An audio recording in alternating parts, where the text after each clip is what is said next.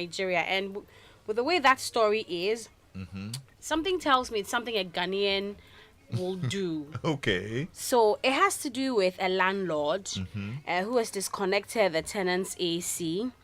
And when I say this, you think that, oh, he did it calmly. Oh, he just went there.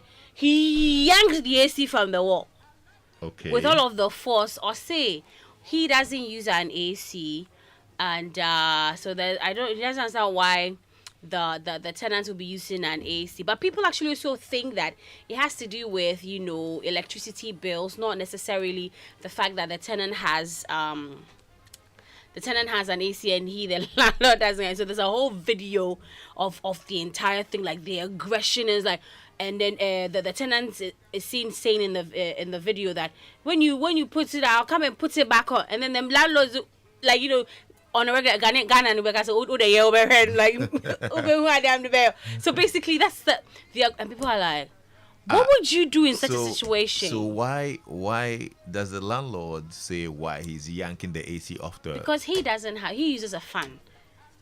And then you That's rent it. you rent his house and you come in. So I'm Put pretty in sure that maybe the tenant didn't read the fine print of the tenancy agreement. Maybe it's actually because when the house is built without AC, Yeah, you have to drill. you have to drill the walls and do some alterations here But and he there. had done Probably it that's all.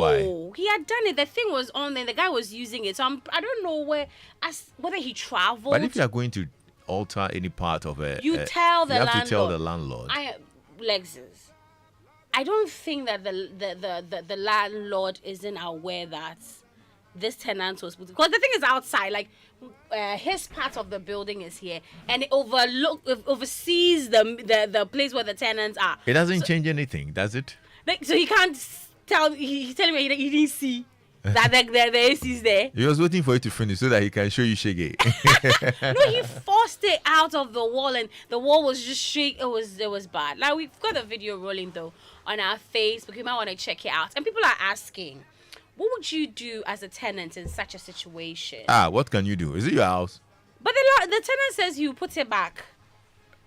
He doesn't like his life. No, but I think it's wild though. Like, both parties, they just need to.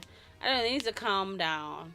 It's like, no, but when I saw the video, I'm like, how will we come to a consensus in this situation? This one is screaming, the other one is screaming, everybody else is staring at them in the house. Then there's people sending videos.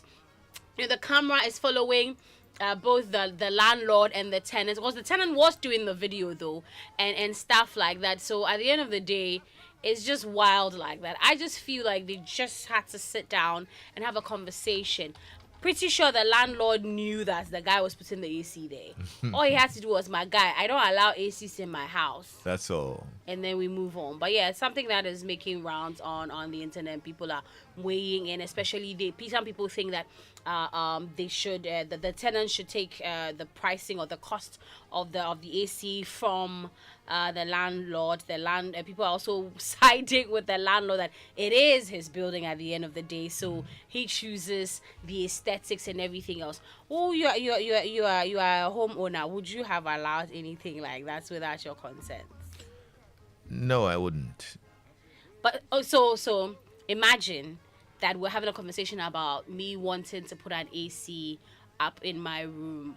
How would the conversation like? So when you say, Oh no, I mean if you tell me, it makes a lot of sense. I mean it's Okay. hot out here, so you need an AC in your room. But then Yes. don't just be drilling things, In pushing there. this and altering the house without the tenant, me the about it. landlord's knowledge. It's just simple. I mean, I a don't bit think there's a big deal disrespectful, with you yeah. owning an AC. What's wrong with that? that's It's true. hot in Ghana.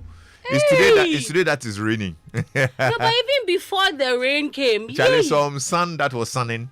No, but I am always of the view that this type of sun, I don't mean to be dramatic, but it can literally kill you all. Well, that's the effects of global warming, and we're not taking good care We're of the not taking environment. it seriously, yeah. We really So are as not much taking as it seriously. possible, I mean, it's high time we start talking about sustainability and all of Yeah. that. So yeah. That's for sure. Well, a 33-year-old UK truck driver needed an emergency treatment after consuming a large quantity of gummies in a relatively short period of time. Now, this 33-year-old truck driver was craving gummies. What are gummies? You know those they're toffees, like, but they're very like a yeah, gelato, the jelly jelly thingy, okay. type. Yes. Now he ordered about 3 kg. That's like 3 kilograms of this type of jelly and ate it in 3 days.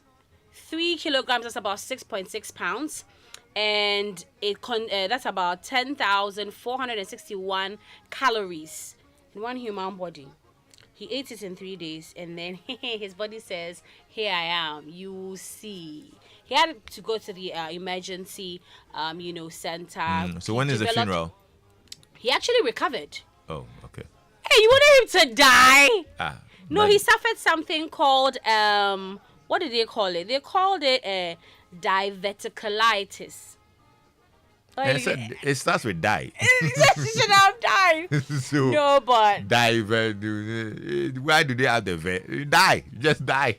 Diculitis.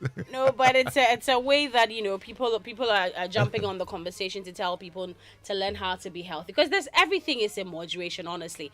But this last story, I don't know how you're going to react, but it's given the impression of you might not want to do good to people any longer.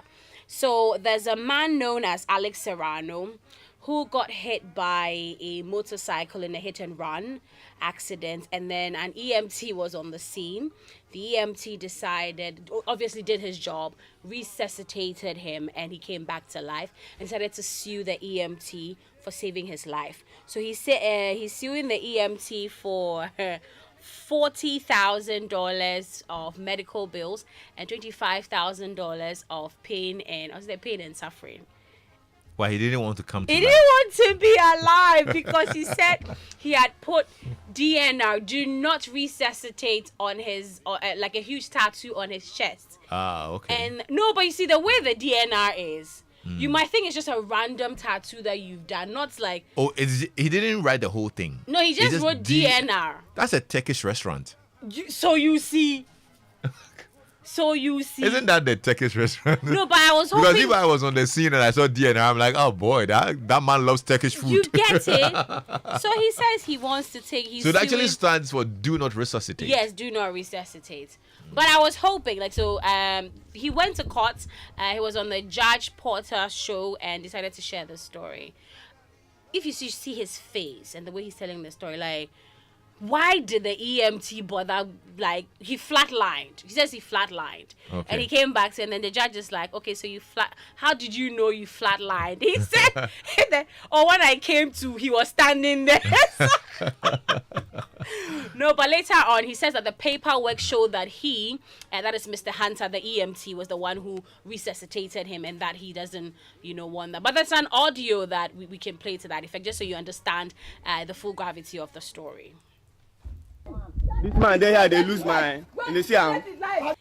Serrano, am I one for pronouncing the- your last the name lang- correctly? Because I don't want to be disrespectful. Yes, Serrano, that's correct. Okay, Serrano. Okay, sir. It shows here that you are suing the defendant for $40,000 in medical bills plus an additional $25,000 in pain and suffering. That's correct, Judge. Okay, you mind telling the court what happened? Yes. So I was involved in a hit and run on my motorcycle. Okay. So I lost consciousness. I believe I flatlined, and then the EMT, Malcolm, showed up on site and decided to perform CPR. Now I do have a DNR tatted on my chest, which Malcolm, the EMT, completely disregarded. Okay, I'm curious. If you flatlined, how did you know that this gentleman is the one that brought you back? How did you Because know when that? I woke up, I saw his face and... Oh, so you woke up on scene? Yes. Okay, So all right. when I woke up, I was still a little wobbly before he took me to the hospital, but I saw his face. I remember his face. Even on the paperwork, he was the one who filed the paperwork saying that he resuscitated me. Okay. So I had the DNR in place on my chest for the reason that I did not want to be brought back to life if anything was to happen to me. Okay, And you have, that- I'm going to make sure I'm hearing this correctly. You have DNR on your chest. Yes. Which means Tattooed do not- on your chest. Yes, which means do not resuscitate. So Malcolm here Which means resuscitated do me. not resuscitate. Yes, and he resuscitated me without my consent, and that's why we're here. Can you imagine? I was like, EMT na ye papa enu ni ho. That's really cool, man. I love it. How is that cool? So I think so. What did the judge do? I think that the judge can just make it very simple. You said you wanted to. So that they will kill him. They will kill him there. Let's take you back. That's all. I mean, then we all. So that another motorcycle will hit Then him. everybody's happy. You go. And then you don't come back. That's all. But yeah, Somebody that's sent it. us a message. Welcome to Accra. When we were younger, this was how many landlords behaved. If he doesn't own a car, you have to look for a fuel station to park yours. As for the AC, he blocked the waste water pipe. When confronted, he said the AC was vibrating and making noise. When he fixes one, that is when tenants cooled. Wow. And this was even a shop that opened during the day. Charlie. Yeah, Charlie, interesting stuff. Anyway. But that's it for Around the World. Though. Thank you for taking us around the world and very interesting stuff on here. Anyway. So, listen, it's a good time to go get the Life Boy